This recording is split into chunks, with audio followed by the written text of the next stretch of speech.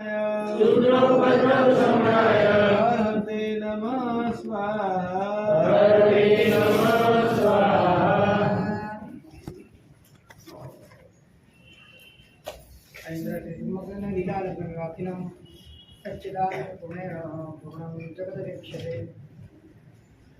आनंदकारी अनंत कल्याण ने करनारा धर्म चक्रवर्ती अहिल परमात्मा शासन अंदर जई गयेला મહોપાધ્યાય યશુવિજયજી મહારાજ આપણને સંસારના કોઈ પણ પદાર્થોની આપણને તસુભાવ પણ આવશ્યકતા નથી એવા આપણા સ્વરૂપની આપણા ભીતરની અંદર જાગૃતિ લાવવા દ્વારા આપણને સમસ્ત પરાધીનતાઓથી મુક્ત કરવાને માટે આપણને પૂર્ણતાનો ઉપદેશ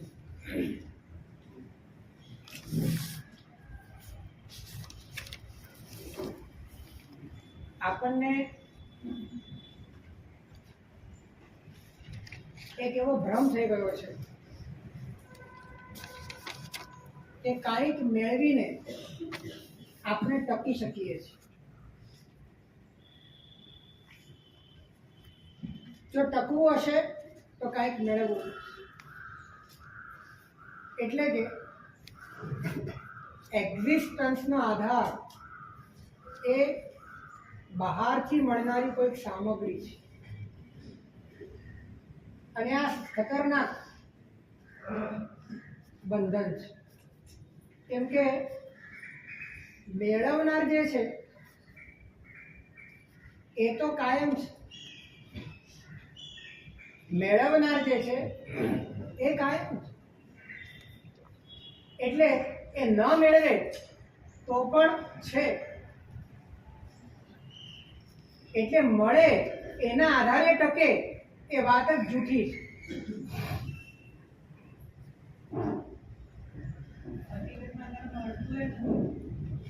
ખરેખર તો મળતું નથી, પણ સંયોગે કરીને એને મળવાનો ભ્રમ થાય છે। તો કંઈક મળે છે અને એના આધારે હું ટકું છું, આ સૌથી મોટું બંધન છે।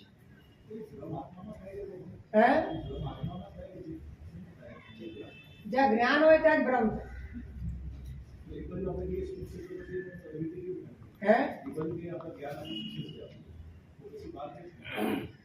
જ્ઞાન શુદ્ધ છે પોતાના મૂળ સ્વરૂપે, પણ પર્યાયમાં અશુદ્ધ છે, કર્મોની અસર એ ઝીલે છે અને એના કારણે એની અંદર આવા પ્રકારના દુષ્પરિણામ જોવા મળે। પણ મારે એમ કહેવું છે કે જ્યારે આ દુષ્પરિણામ ભોગવી રહ્યું છે, એટલે કે જ્યારે એ ભ્રમણામાં છે, જ્યારે એને એમ લાગે છે કે કંઈક મળશે તો હું ટકીશ, ત્યારે પણ એ પોતે પોતાના મૂળ સ્વરૂપે સ્વતંત્ર શુદ્ધ પૂર્ણ હાજર છે। અનુભવમાં નથી એ વાત બરાબર છે, પણ નથી એવું નથી।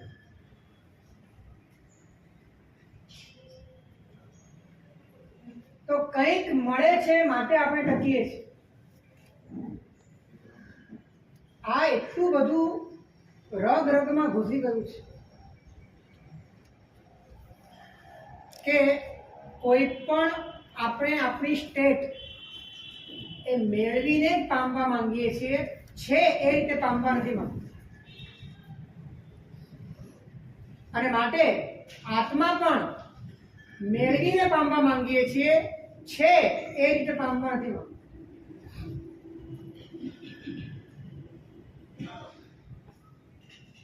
અને આ જ આત્માને પામવા માટેનો સૌથી મોટો પ્રતિબંધક ભાવ છે।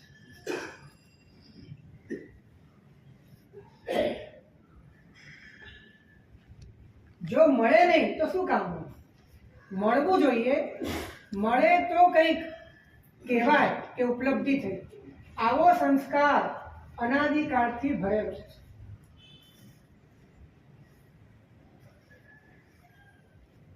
એટલે મળવાની જે વાત છે એ જ્યાં સુધી વાહિયાત ન લાગે, મળવાના આધારે ટકવાની વાત એ જ્યાં સુધી ફિજૂલ ન લાગે ત્યાં સુધી તમે અસ્તિત્વ રૂપે સ્વતંત્ર હાજર છો એ વાત સમજવી સંવેદનના સ્તરે સ્પર્શવી મુશ્કેલ છે.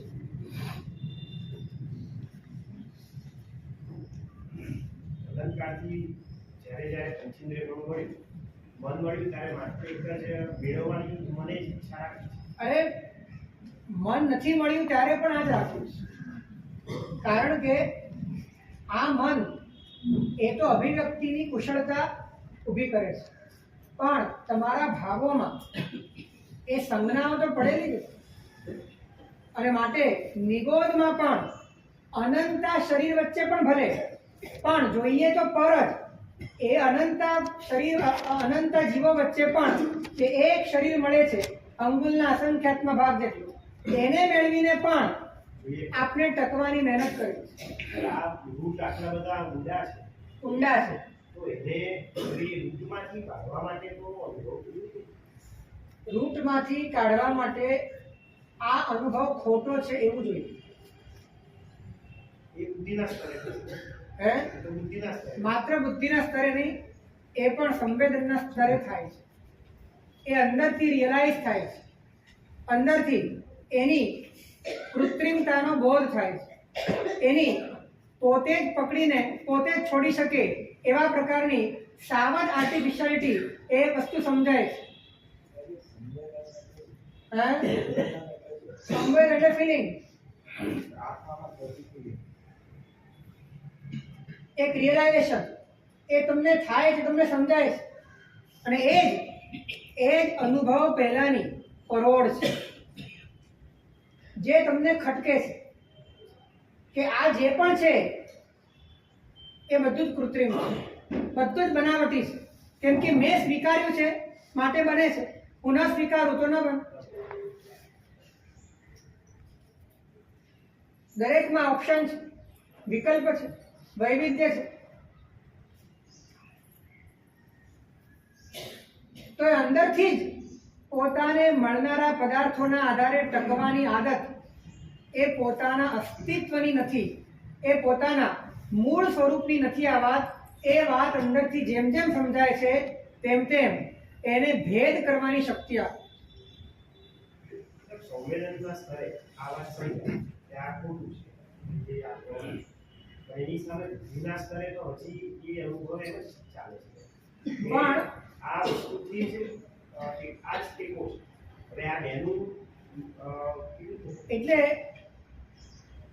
જેમ જેમ અંદરમાં હળ ભાખડું થતું જાય, અણસાર વધારે વધારે પ્રગટ થતો જાય, અને એમાં જીનવાણી પરમાત્માના વચન સદગુરુનું ઉપનિષદ બહુ મોટું કામ કરે છે. અને એના આધારે તમારા ભીતરમાં જે એક બુંદ, એક તણખો તેજનો પ્રત્યો છે એને જ્વાળામાં ફેરવાતા વાર નથી, એને પ્રચંડ પુરુષાર્થની અંદર પરિણમતા વાર નથી. અને એ તમારા મિથ્યાત્વના વનને ભસ્મીભૂત કરી શકે, મિથ્યાત્વની વજ્ર દિવાલોને તોડી શકે છે. એટલો એની અંદર પાવર છે, કારણ કે વાત સત્ય છે અને એ પણ સંવેદનમાં આવી છે કે આ ખોટું છે. એ પણ તમને રિયલાઇઝ થઈ રહ્યું છે. અને જ્યારે તમે એના બળે પુરુષાર્થ કરો છો, એ પુરુષાર્થ તમારો અનુભવના દ્વાર સુધી તમને લઈ.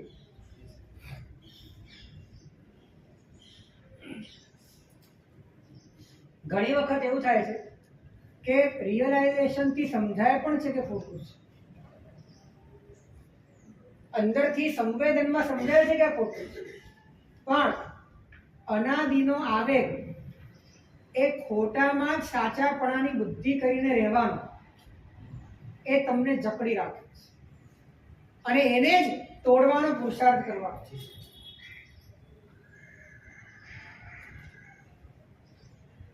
પાપો કરું છું એ ખોટું છે એ તો બુદ્ધિના સ્તરે સમજાય છે, પણ હું જ આખે આખો ખોટો છું એ વાત જ્યારે સમજાય છે ત્યારે જ અનુભવના મંડાણ શરૂ થાય છે, અનુભવનું માર્ગ શરૂ થાય છે. અને એ વાત ઘણા બધા ભદ્રિક જીવોને અંતરથી સમજાય છે કે આપણે જે જીવીએ છીએ બધી નકલ છે, આમાં અસલ જેવું કંઈ જ નથી, બધી જ બનાવટ છે, કોઈ ઓરિજિનાલિટી નથી. પણ ઓરિજિનાલિટી સુધી કઈ રીતે પહોંચવું એની કથાગમ નથી. અને જે અનંત કાળના સંસ્કાર છે એ સંસ્કારોના આવેગમાંથી પાછા ફરવાનો પુરુષાર્થ નથી. આ બે વસ્તુ થઈ જાય તો એના જીવનની અંદર અભ્યુદય આવે.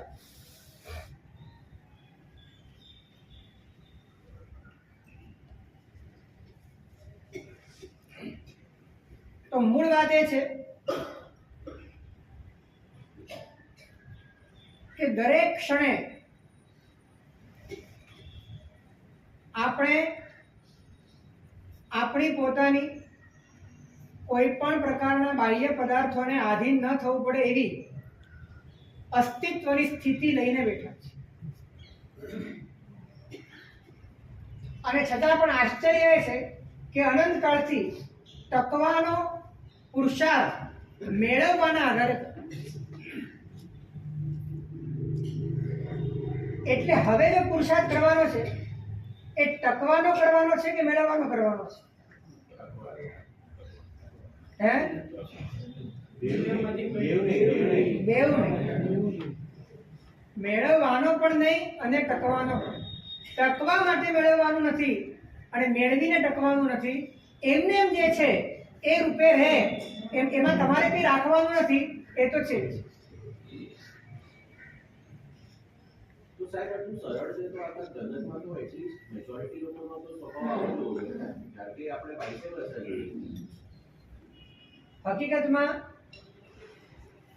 મેળવવાની, ટકવાની, ગુમાવવાની, લાભ કે નુકસાનની એ જ વાતોને મેચ્યોરિટીના લેવલ પર સમજવામાં આવે છે. એ જ મેચ્યોરિટીનું માપદંડ ગણવામાં આવે છે. પણ આ એક્સ્ટ્રીમ છે.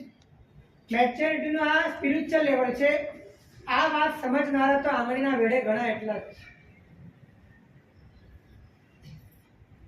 વાત બહુ સરળ છે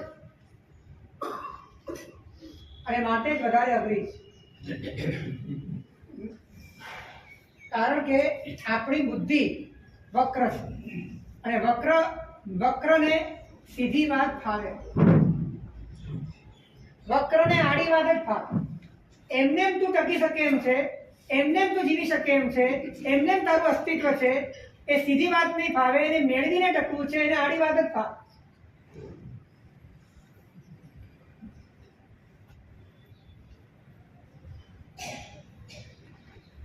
મેળવવું એ લોભ છે, પણ ટકવા માટે મેળવવું એ મિથ્યાત્વ છે. એ અનંતાનુબંધીની અસર છે. માત્ર મેળવવાની ભાવના હોય એ લોભ છે, પણ મેળવવાની પાછળ ટકવાની ભાવના છે કે આ છે તો હું ટકીશ. એટલે તમે પોતાને પરના આધારે ટકવા માટેની પોતાની કલ્પના કરીને પોતાનું અસ્તિત્વ એવું વિચાર્યું કે જે પરના આધારે ટકી શકે એવું છે. એ મિથ્યાત્વનો દુષ્પ્રભાવ છે. એટલે જ્યાં જ્યાં તમને મેળવવાની ભાવના જાગે અને એની પાછળ જો તમારા મનમાં આ મળશે તો હું ટકીશ એવા પ્રકારની લાગણી જાગે તો સમજવું કે આ મિથ્યાત્વનો દુષ્પ્રભાવ છે. ટકવાની ભાવના ન હોય તો મેળવવાની ઈચ્છા જ નથી. હે? ટકવાની જો ભાવના ન હોય તો મેળવવાની કઈ ઈચ્છા નથી. ટકવાની ભાવના વગર જે મેળવવાની ઈચ્છા થાય ને એ થાય જ નહીં સર. કદાચ થાય તો એક માત્ર રમત છે. એ માત્ર એક રમત છે. કદાચ એ ન પણ મળે તો એના જીવન મરણનો પ્રશ્ન નથી. અહીંયા તો એના જીવન મરણનો પ્રશ્ન છે. અને અહીંયા ટકવાની જે વાત છે એ માત્ર શરીરના સ્તરે ટકવાની વાત નથી. શરીરના સ્તરે ટકવા માટે જરૂરિયાત પૂરતું જોઈએ એ મેળવવું પડે. પણ જ્યારે તમે એક સમાજમાં બેઠા છો અને સમાજની નજરમાં તમારે એક લેવલ પર પહોંચવું છે તો એક આઈડેન્ટિટી તમારે ઊભી કરવી છે તો એ પણ તમારા માટે તમારું એક જીવન છે. આવા હજારો જીવન તમે લઈને બેઠા છો અને એને માટે તમારે હજારો વસ્તુ મેળવવાની છે અને મેળવો તો તમે ટકી શકો એમ છો, તો દરેક મેળવવામાં ટકવાની ભાવના છે અને દરેક ટકવામાં મિથ્યાત્વનો દુષ્પ્રભાવ છે.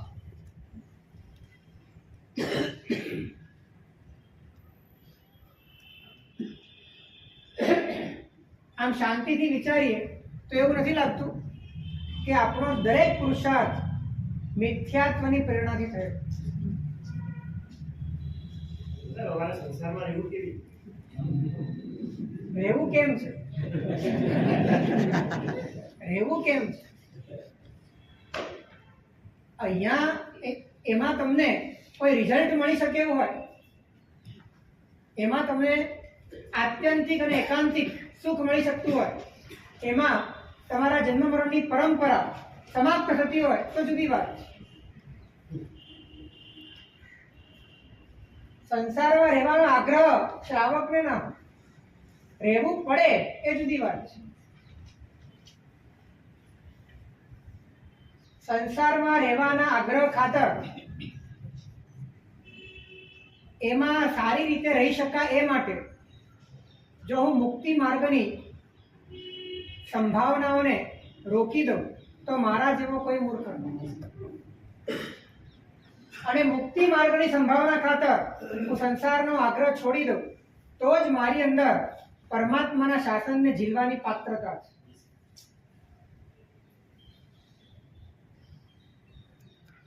આપણે સેટ એ કરીએ છીએ પહેલા સંસાર સચવાઈ જાય અને પછી બાકીનું બધું થાય. એટલે કેન્દ્રમાં સંસાર સાચવવાની ભાવના એટલે કે પરના આધારે ટકવાની ભાવ, અને પરના આધારે ટકી જાવ પછી સ્વને મેળવવાની વાત આવે અને એમાં કદાચ પુરુષાર્થ કરવો પડે તો એ કરશું, પરંતુ મુખ્ય વાત તો મારે પરના આધારે ટકવું છે.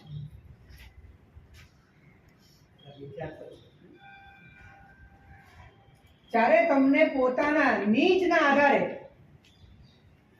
તમને સ્વતંત્રતાએ તમારું અસ્તિત્વની આંતરિક સમૃદ્ધિ પ્રભુ બતાડી રહ્યા છે, ત્યારે પણ અંતરમાં કંઈક પકડીને ટકવાનો આગ્રહ એ મૂળતા સિવાય બીજું કાંઈ નથી.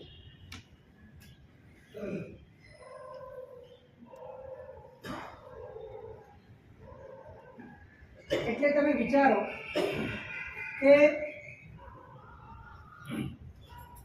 ઝીણી બાબતોમાં વિચારશું તો આપણને ખ્યાલ આવશે કે જીવનની પ્રત્યેક પળ મિથ્યાત્વથી ગ્રસ્ત છે.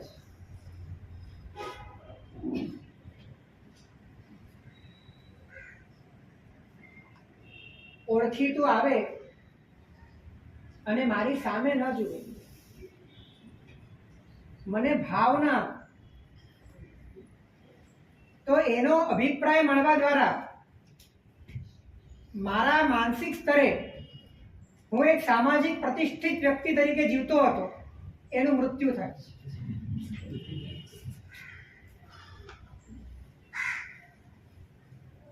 અને આવા ભાવ મરણનો શિકાર તમે વારંવાર થાવ, કારણ કે મેળવીને ટકવાની ગણતરી છે.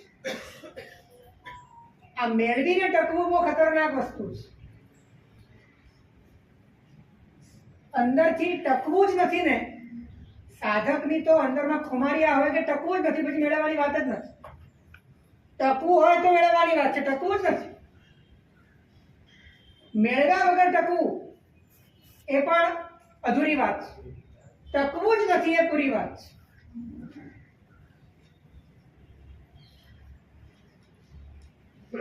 જે ટકવા ગયો એ આ સંસારમાં અટકી ગયો. જેને ટકવાને પણ લાત મારી દીધી એને પોતાનું અંદરમાં રહેલું પરમાત્મા તત્વ પ્રગટ થઈ જાય છે.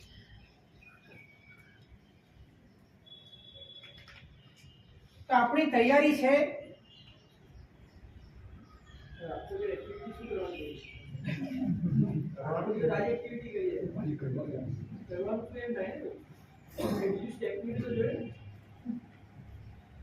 હકીકતમાં તો આ બિલીફ છે, આ અંદરની વાત છે.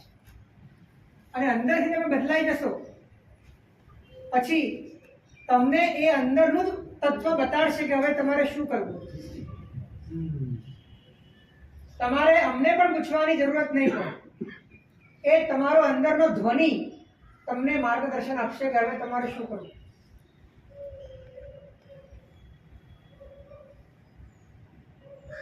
પરંતુ આ ટકવાનો લોભ આપણે કાઢી શકીએ એમ છીએ?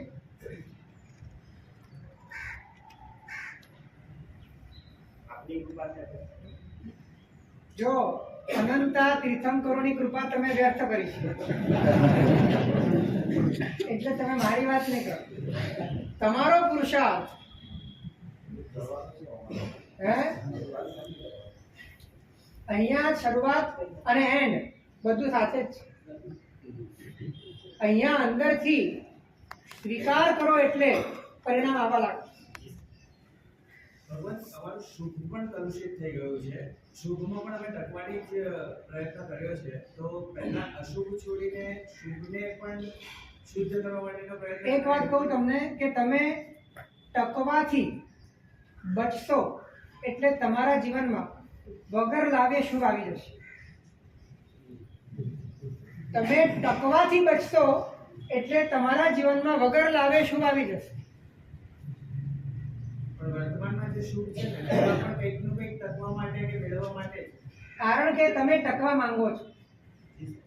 તમે અશુભ પણ ટકીને કરતા હતા, ટકવા માટે કરતા. શુભ પણ ટકવા માટે કરો છો, ટકીને કરો. જો તમે ટકવાની જ વાત મૂકી દો ત્યારે શુદ્ધ ધર્મ સાથે તમારા અનુસંધાનની એક સંભાવના ઊભી થાય છે. અને શુભ ખૂબ સ્વાભાવિક રીતે તમારા જીવનમાં આવે છે. અને એનું તમારા ભીતરની અંદર કોઈ અભિમાન, કોઈ અહંકાર, કોઈ પણ પ્રકારની એની આઈડેન્ટિટી એ નહીં ઊભી થાય, કેમ કે તમે ટકવા જ નથી માંગતા.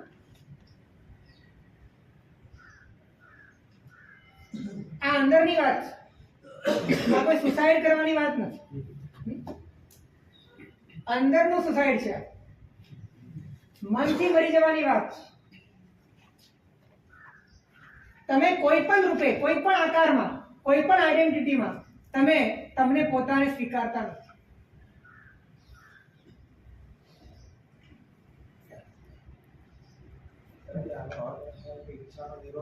હે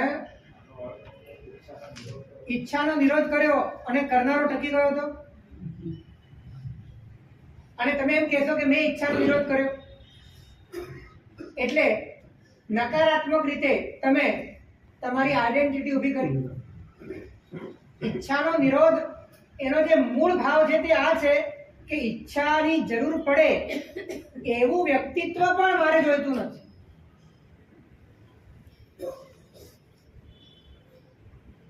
આમાં ક્યારેક બુદ્ધિ ઓડા માર્ગે નહીં જાય. ક્યારેક એટલે સારું લાગતું હોય તો એમાં લાગે કે ના હું સંકિત છું, ના હું નથી. ક્યારેક એવું લાગે તો બે ડિફરન્સ થઈ જાય. તમે કોઈક રૂપે ટકો અને કોઈક રૂપે ન ટકો એવી વાત નથી કરવા માંગતા. કોઈ રૂપે નહીં ટકવા. આ અંદરનો ખાલીપો છે. અને આ ખાલીપનમાં જ, આ રિક્તતામાં, આ શૂન્યતામાં અવતરણ થાય છે પરમાત્મા.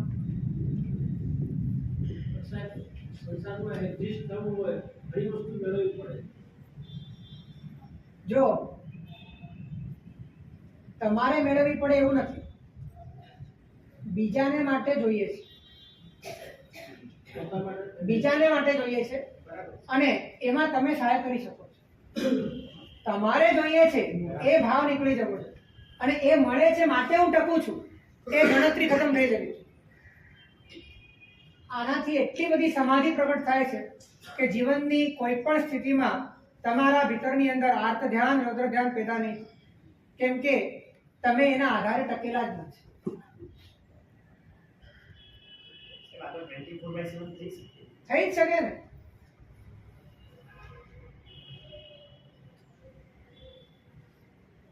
અંતરનો પુરુષાર્થ આ જ છે. ઈચ્છાઓના વિષય છોડવા સહેલા છે,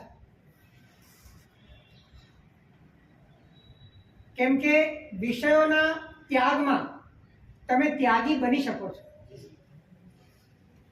એટલે એ ત્યાગ એ તમે મેળવ્યો છે. ત્યાગ તમે મેળવ્યો, વસ્તુ નથી મેળવી પણ તમે ત્યાગ મેળવ્યો છે, અને ત્યાગ મેળવીને તમે ટક્યા છો. કોઈ વિધેયાત્મક રીતે તો કોઈ નિષેધાત્મક રીતે મેળવે છે અને મેળવીને ટકે છે.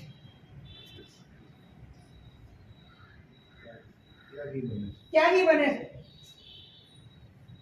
એટલે વિષયોનો ત્યાગ સહેલો છે.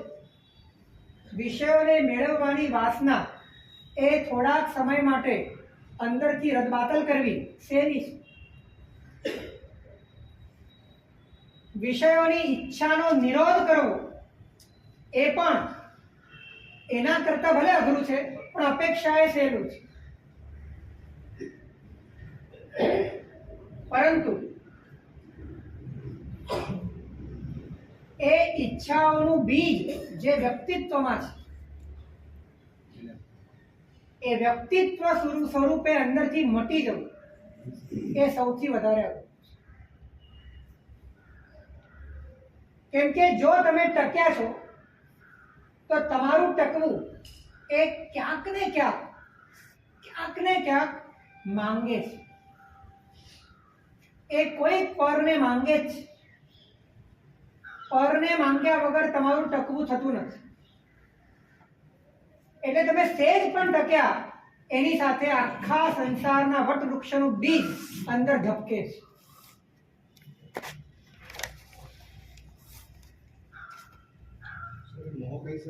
એ જ છે ને મોહ. મિથ્યાત્વ કહો, મોહ કહો, બધું એક જ છે.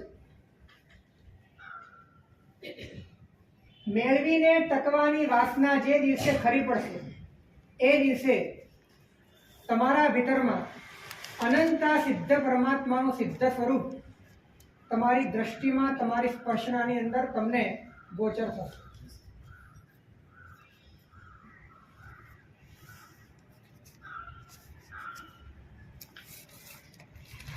તમે જે ટકો છો, તો જેના આધારે તમે ટકો છો એ ટકે છે. આ બહુ સમજવાની સૂક્ષ્મ વાત છે. તમે ટકો છો, તમે ટકવા માંગો છો, અને એ માટે તમે કોઈકનો આધાર લો છો. કોઈ પણ પ્રકારની પર્યાયનો આધાર લો છો, કોઈ પણ સ્ટેટનો એક આધાર લો છો, કોઈ પણ નામનો કે પૂતગલનો આધાર લો છો. તો તમે જેના આધારે ટકવા માંગો છો એ ટકે છે. હે? અને જે ટકવા માંગે છે એ ટકે છે. એ ટકે છે. જે ટકવા માંગે છે એ તો ટકે જ છે, પણ જેના આધારે ટકવા માંગે છે એ ટકતું નથી. તો આ તો એકદમ ઉલટી વાત થઈ કે જેના આધારે હું ટકવા માંગુ છું એ ટકનારું નથી, અને જે ટકવા માંગે છે એ તો ટકેલો જ છે. તો પછી શું કરવું? સમજાયું?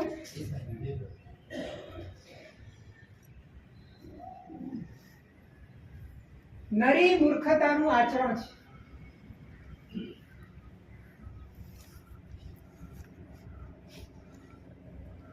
જીવની વ્યવહારના સ્તરે કરેલી મૂર્ખતાઓ પર હસવું આવે છે, પણ આ આધ્યાત્મિક મૂર્ખતાઓ પર હસવા જેવું છે.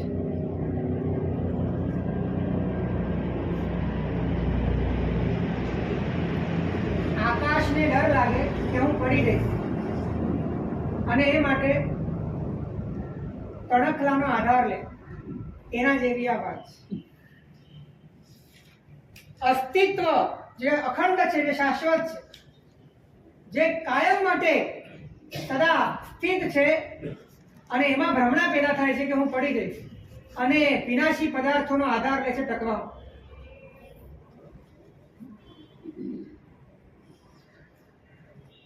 એક વાર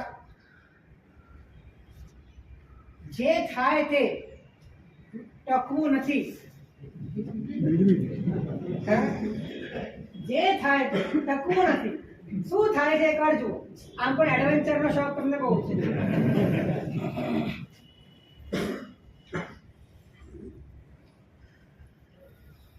આ હકીકતમાં એડવેન્ચરમાં પણ જે આનંદ આવે છે એ આનંદનું કારણ પણ એ છે કે એ વખતે પોતાની કલ્પેલી સ્થિતિઓ અનિશ્ચિત થઈ જાય છે અને માટે જે નિશ્ચિત છે ને એની સંભાવના ખુલે છે. જાણે અજાણે એ વ્યક્તિ એ સાહસમાં ક્યાંક ને ક્યાંક પોતાના સ્વીકારેલા કલ્પેલા આધારોને અંદરથી તોડે છે અને તોડે છે ને એનો આનંદ છે એને ખબર નથી પડતી.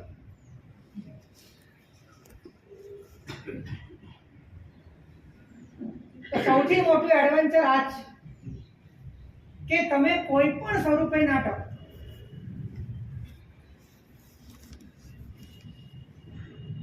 હવે છેલ્લા દિવસો છે.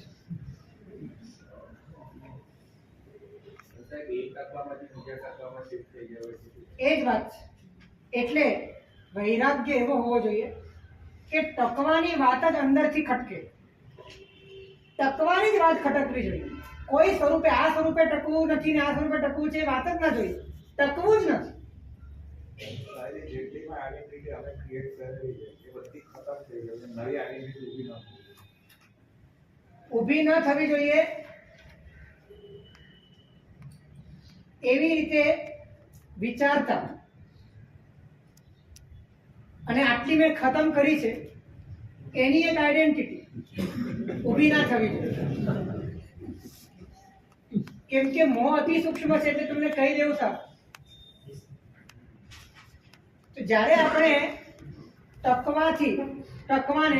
ટકવાની ભાવનાને અંદરથી છોડીએ છીએ એની સાથે સાથે જે સદા સ્થિત અસ્તિત્વ છે એનો આપણને ધીરે ધીરે બોધ હોવાના કારણે અંદરમાં એની સમજણ પડતી જાય છે અને એ સમજણ જ તમને બીજી આઈડેન્ટિટીઓમાં ઘૂસતા અટકાવે. છો જ તમે.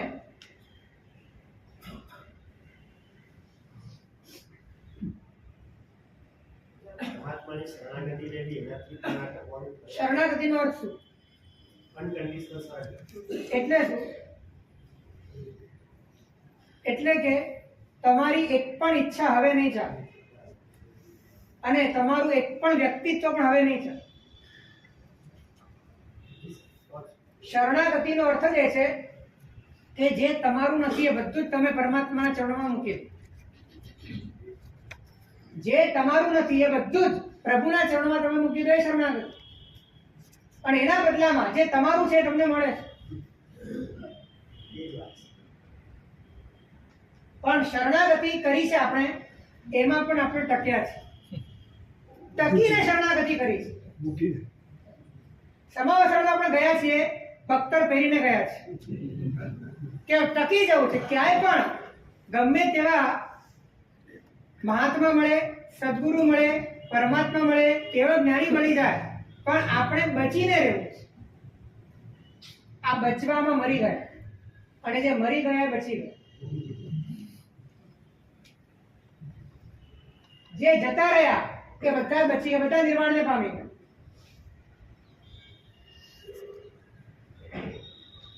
આ ખુમારી, આ તૈયારી એ જ સાધનાનું પરાક્રમ છે. સાધનામાં શરીરના સ્તરે કષ્ટ ભોગવવું, કદાચ એ કષ્ટ તો પશુ યોનિમાં પણ વધારે ભોગવાય છે. કદાચ યુદ્ધના સૈનિકો પણ વધારે ભોગવે છે. હકીકતમાં તો જે શૂરવીરતા છે, જે પરાક્રમ છે એ તો સ્પિરિચ્યુઅલ આંતરિક પોતાની વ્યક્તિત્વના કોચલામાંથી બહાર નીકળવાની શૂરવીરતા છે એ જ સૌથી મોટું પરાક્રમ છે. કોઈ સ્વરૂપે ટકવું નથી એ ન ટકવાની જે કુમારી છે સૌથી મોટું પરાક્રમ છે.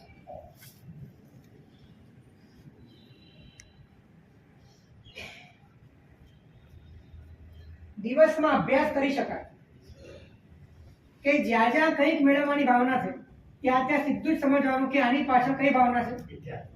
નહીં, ટકવાની ભાવના છે. ટકવાની. ટકવાની ભાવના છે. તો મેળવવાની ભાવનામાં મળેલી નિષ્ફળતા એની સામે આર્ત ધ્યાન કરવા કરતા એ મેળવીને મારે જે રૂપે ટકવું હતું એ ટકવું જ નથી એવો અભ્યાસ કરશો તો દરેક પરિસ્થિતિ તમારા ભીતરની અંદર એક સાધનાનું કામ કરશે.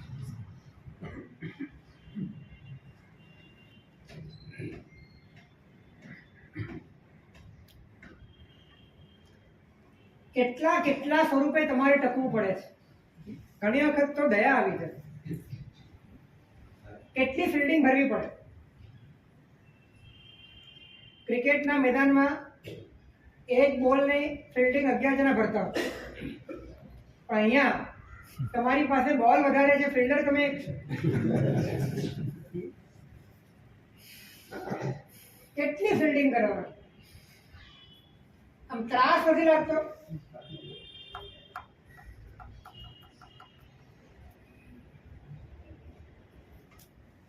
હું કુળવાન છું, હું બળવાન છું, હું પૈસાવાન છું, હું પતિ છું, હું પત્ની છું, હું નામદાર છું, હું સજ્જન છું,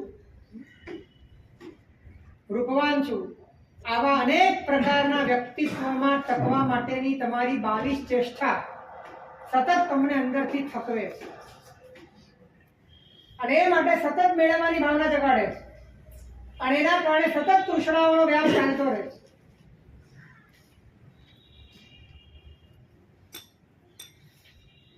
એક દિવસ પ્રયત્ન કરી જુઓ કે મેળવવું પણ નથી અને મેળવીને ટકવું પણ નથી.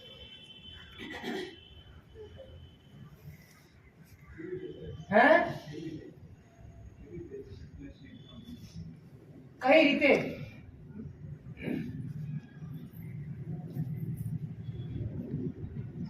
તમે ઘરે જશો અને રોજ તમારા માટે બધું તૈયાર થઈ જાય, ચા દૂધ ને બધું. આજે કદાચ તૈયાર છે પણ તમને કોઈ કહેતું નથી કે તમે વાપરી લો, તમે જમી લો. તમારું કોઈ સન્માન સચવાતું નથી. રોજ તમને આવકાર મળે છે, આજે કોઈ આવકાર મળતો નથી. એટલે તમે વાપરો છો પણ અંદરમાં ખચકાટ છે, અંદરમાં કંઈક ખૂટે છે. ત્યારે આ તમારા માટે સાધનાનો અવસર છે. હવે તમે જે મેળવવા માંગો છો એ કયા રૂપે ટકવા માટે? આ કુટુંબનો હું મોભી છું, હું કોઈ પત્નીનો પતિ છું, હું કોઈ નોકરનો શેઠ છું. આ બધી જ આઈડેન્ટિટીઓ અંદરમાં તમને સતાવે છે. એ ટકવાની ભાવના મેળવવા માટે જોર કરે છે. સતત તમારી આંખો એ શોધતી હોય છે કે ક્યારે મળે. એ વખતે મેળવવાની રામાયણમાં પડવા કરતા ટકવાની ભાવનાથી ખતમ થઈ કે છું જ નહીં. અને આ રીતે બધી જ વ્યક્તિત્વની ધારણાઓ જો ખતમ થઈ જાય, ટકવાની દરેક વાત અંદરથી તૂટી જાય, કોઈ પણ રીતે ટકવાની ગણતરી જ ના હોય અંદરથી, અને એવી ખુમારી જ્યારે પ્રગટ થાય ત્યારે અસ્તિત્વનો દીવડો ઝગમગાતો તમારા ભીતરની અંદર પ્રગટ્યા વગર રહેતો. એ પ્રગટેલો જ છે, બસ ખુલી જાય.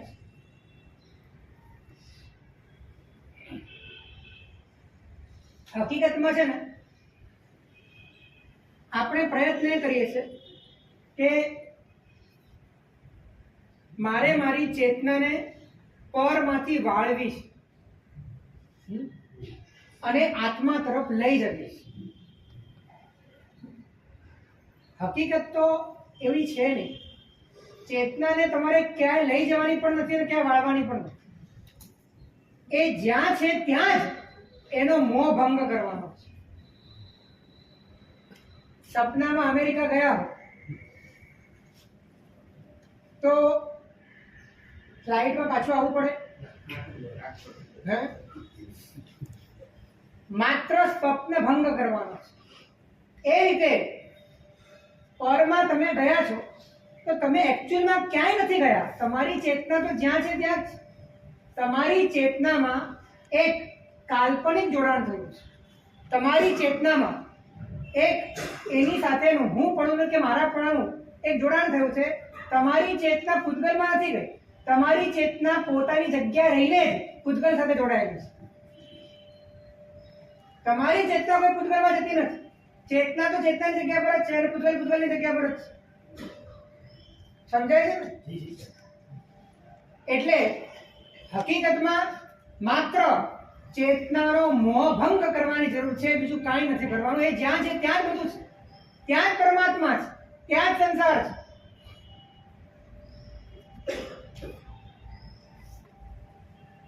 અને જ્યારે તમે એનો મોહભંગ કરો છો ત્યારે એ જ ચેતના તમને ત્યાં ને ત્યાં જ પરમાત્માનું દર્શન કરાવી.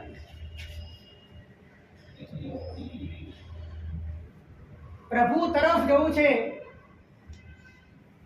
અને પળમાંથી ખસવું છે, આ બધા જ વચનો વ્યવહારથી છે.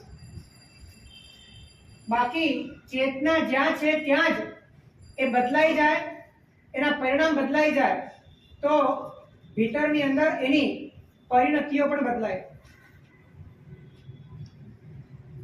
એટલે ખરેખર તો આપણે ચેતનાને સમજ્યા નથી, એની આ ગરબડ છે.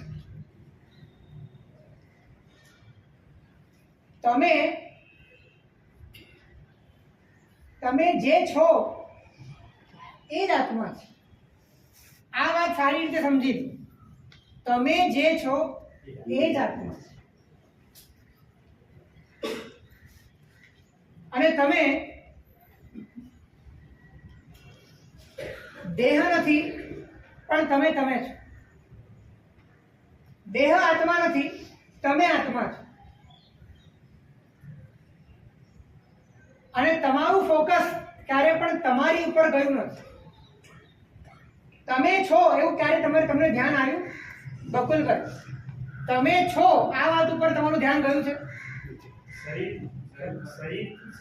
એ તો શરીર ઉપર ગયું. તમે છો આ વાત ઉપર તમારું ધ્યાન ક્યારે જાય છે? શરીર વગર છોડી દો, તમે છો એની પર ધ્યાન જાય છે. શરીર છે એવી બુદ્ધિ. શરીર સાથે હું છું એની પર ધ્યાન જાય છે. પણ ત્યાં તો શરીર ઓબ્જેક્ટ બની જાય છે અને તમે સબ્જેક્ટ છો. એટલે એકલા સબ્જેક્ટ ઉપર હજી ધ્યાન ક્યારે ગયું નથી. શરીરના કારણે સબ્જેક્ટ ઉપર જાય. શરીરના કારણે સબ્જેક્ટ ઉપર જાય.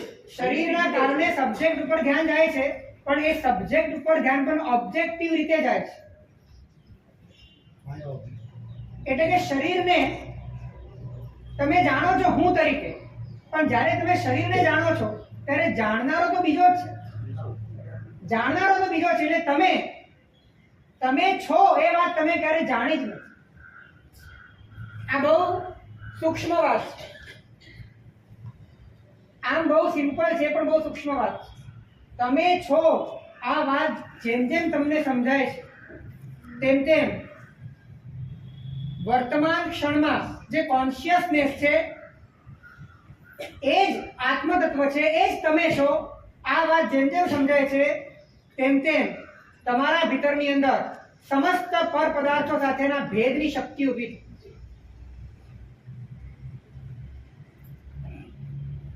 કેટલી સિમ્પલ વાત છે, એકદમ પ્રેક્ટિકલ વાત છે. કોઈ આત્માની વાત નથી કરતો, તમારી વાત કરું છું. તમે છો એની પર તમારું ધ્યાન નથી કરતું.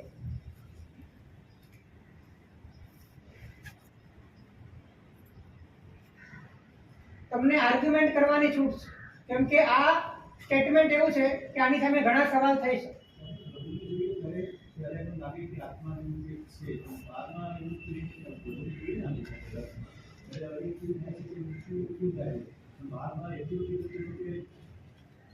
ઠીક છે, કઈ વાંધો નહીં, પણ ખરેખર રિયલી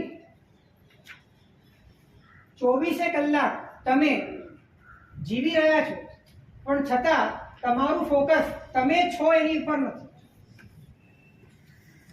એવું બી નથી સાહેબ. છીએ આપણે એટલે અનુભવ તો છે જ. હે? હું છું એ અનુભવ તો ખરો જ ને. હવે કેવી ફોકસ ક્યાં છે? ફોકસ ક્યાં? ઓબ્જેક્ટ ઉપર છે, વિષય પર છે, જે વસ્તુ જણાય છે એની પર છે, કે તમે છો એની પર છે? ઓબ્જેક્ટમાં જ પૂરું થાય. પણ એ અનુભવ સબ્જેક્ટ જ કરે. હે લિવિંગ તો સબ્જેક્ટ થી જ થાય. એનું ભાન છે, એની જાગૃતિ, એ તો વાત કરવી છે કે એની જાગૃતિ છે. ઘણા લોકો એમ કહે છે કે સાહેબ અમે ધ્યાન કરીએ છીએ પછી અમને કંઈ દેખાતું નથી, શૂન્ય થઈ જાય પછી ત્યાં કાંઈ જ નથી હોતું. તો આત્માની અનુભૂતિ કેવી રીતે થઈ શકે? આમાં તો કંઈ છે જ નહીં. પણ એને એટલી ખબર નથી પડતી કે આ કાંઈ નથી એવી ખબર કોને પડે? એ તો ત્યાં જ છે. આ કાંઈ નથી એવી ખબર કોને પડે? એટલે તમે જે છો એકચ્યુઅલમાં એની ઉપર તમારું આજ સુધીમાં ધ્યાન ગયું નથી, અને છતાં તમે જીવી રહ્યા છો, એ પણ એક આશ્ચર્ય છે.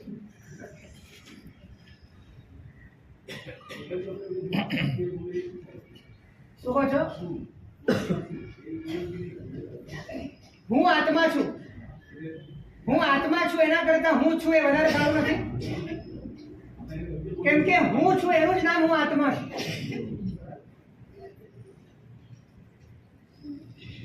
આ છે ને આત્મા શબ્દ, એને તમે લોકોએ ત્રીજા પુરુષ એક વચનમાં એવો બેસાડી દીધો છે કે એના કારણે તમારી પોતાની વર્તમાન ક્ષણમાં તમારું જે એક્ઝિસ્ટન્સ છે એની જ આ વાત ચાલી રહી છે, એ વાત સમજાતી જ નથી.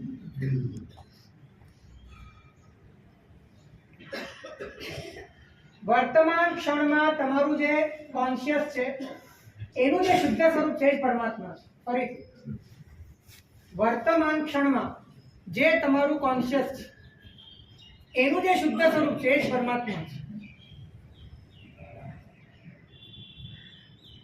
હવે શુદ્ધ સ્વરૂપ વર્તમાન ક્ષણના કોન્શિયસમાં હાજર છે કે નહીં? પણ એ કોન્શિયસને ખબર નથી, માટે સંસાર છે. મને જ મારી ખબર નથી. એ જ વાત કરવી છે. તમે છો એ તમને ખબર નથી. તો એ ખબર પાડવી કેવી રીતે? હવે તો મને મારી જ ખબર નથી. આ તો બહુ મોટી મિસ્ટેક છે. એટલે ખબર પડવાની જે ધારા છે, ખબર પડવાની જે શક્તિ છે, એ સ્ત્રોત ક્યાંથી આવે છે ને એ સમજાય તો ખબર પડી. ખબર પડી રહી છે, બધી જ ખબર પડી રહી છે. ક્યાંથી પડી રહી છે, કોને પડી રહી છે, ક્યાં પડી રહી છે, થોડીક જાગવાની જરૂર છે. એકદમ આપણે આવેગમાં આવીને, પોતાને ખોઈને, પોતાને ભૂલીને, બીજા બનીને, એની હાજરી હોવા છતાં એને ભૂલીને આપણે અનંતકાળથી જીવી રહ્યા.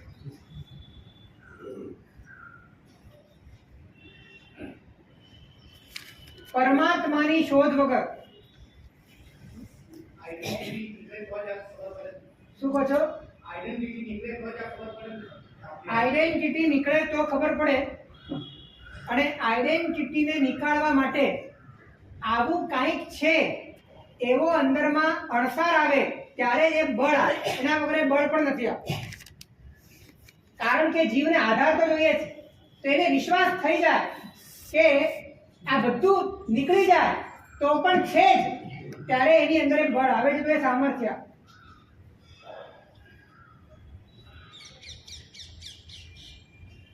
એ ખરેખર પરમાત્માના શાસનમાં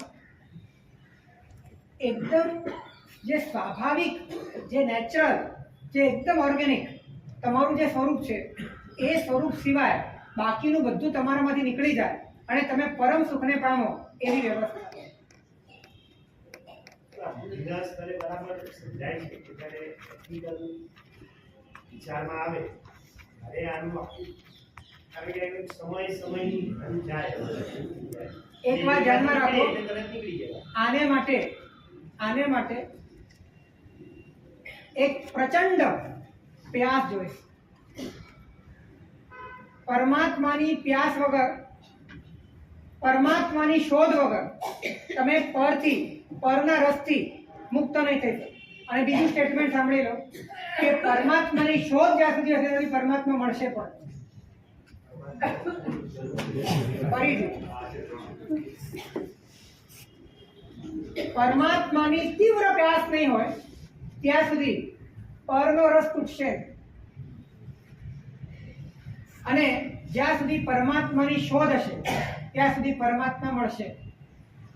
પરમાત્માને બી પર કરી દીધા કે શોધવા છે. એટલે શરૂઆતમાં જ્યારે તમારી વાસના જ પર કરવાની છે, પર કરીને શોધવાની છે, ત્યારે ભલે તમે પરમાત્માને પણ પર કરો, પણ એક વખત પરમાત્માની પ્યાસમાં ખોવાઈ જાય. કારણ કે તમે એ પરમાત્માને અત્યારે જાણતા નથી, ઓળખતા નથી. તમે છો ને પરમાત્મા પરમાત્મા છે. માટે એ વખતે એ ફાસલો છે, એ દૂરી છે. માટે કદાચ એ વખતે તમે પરમાત્માની પ્યાસમાં ડૂબી જાઓ, કઈ વાંધો નહીં, એના આધારે પરનો રસ તોડી નાખો. પણ જેમ જેમ નજીક આવો છો પછી માપદંડ બદલાય છે, પછી પદ્ધતિ બદલાય છે, પછી પરમાત્માની શોધ હશે ત્યાં સુધી પરમાત્મા નહીં મળે. પછી એ છે એ રૂપે જ એને સ્વીકારો.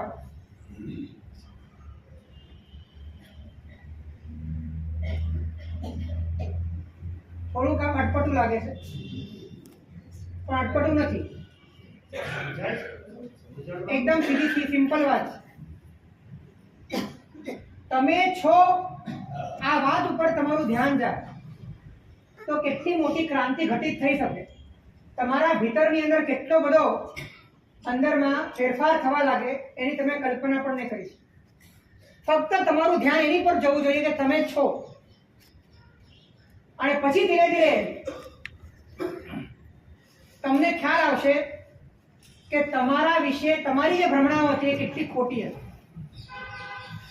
જેમ જેમ તમારું ધ્યાન જશે કે તમે છો ત્યારે ખ્યાલ આવશે કે આ નથી હું, આ નથી હું, આ નથી હું. અને તેમ તેમ ઓટોમેટિક તમારી અંદર ભેદ પડતો જશે અને છેલ્લે બચશે કે જે તમે છો.